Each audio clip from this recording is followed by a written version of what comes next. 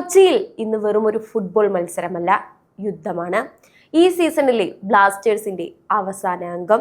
പക്ഷെ മലയാളി ഫാൻസിന്റെ നെഞ്ചിൽ തീ കോരിയിട്ട് ഒരൊറ്റ ചോദ്യം മാത്രം ബാക്കിയാകുന്നു. ഇതാണോ ബ്ലാസ്റ്റേഴ്സിന്റെ ഒടുക്കത്തെ കളി? ഇനി കൊച്ചിയിൽ പന്തുരുട്ടില്ലേ? വീണെടുത്ത് നിന്ന് പുതിയ കോച്ച് ആഷ്ലി വുഡിന്റെ കീഴിൽ മരണമാസ് കംബാക്ക് നടത്തിയ ചരിത്രമാണ് നമ്മുടേത്. കഴിഞ്ഞ 5-ൽ 4 മത്സരങ്ങളും ജയിച്ച് ജംഷഡ്പൂരിനെയും ഒഡീഷയെയും തറപറ്റിച്ച മഞ്ഞപ്പട ഇന്ന് ഗോവയ്ക്കെതിരെ ബൂട്ട് കെട്ടുന്നത് നെഞ്ചിൽ വലിയൊരു വിങ്ങലോടെയാണ്. നാളെ കാണാം. ഒരു പക്ഷേ എന്ന ക്ലബിന്റെ ഒരൊറ്റ പോസ്റ്റ് ആരാധകരുടെ നെഞ്ച് തകർത്തു. കടുത്ത സാമ്പത്തിക പ്രതിസന്ധി, AIFFന്റെ അനിശ്ചിതത്വം, അങ്ങനെ അടച്ചുപൂട്ടലിന്റെ വക്കിലാണ് ടീം.